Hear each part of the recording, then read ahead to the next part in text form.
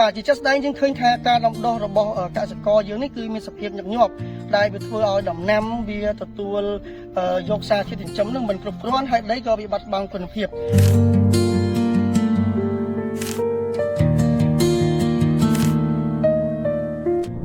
សូមគោរពជម្រាបសួរពុកម៉ែបងប្អូនជាទីគោរពថ្ងៃនេះគឺខ្ញុំបានចូលមកដល់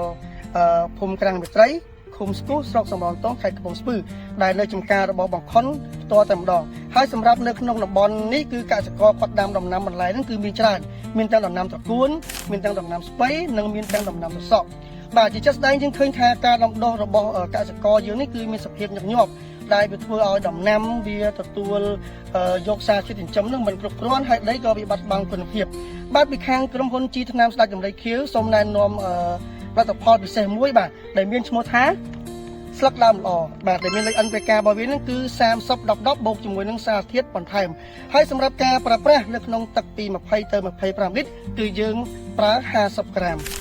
បាទហើយការបាញ់គឺយើងបាញ់ស្រោចទៅលើដំណាំបាទដើម្បីទី1គឺបង្កើនគុណភាពដងដើមនិងស្លឹកបាទដើម្បីឲ្យវាមានការលូតលាស់ល្អនិងមានពណ៌សម្បុរនឹងគឺខៀវបៃតងខ្ចីស្រស់បាទគឺយើងឲ្យបងគឺបាញ់តេស្តសាកល្បងនិងយើងនឹងតាមដានមកយកលទ្ធផលនៅមួយសប្តាហ៍ក្រោយពីការបាញ់បាទសូមអរគុណ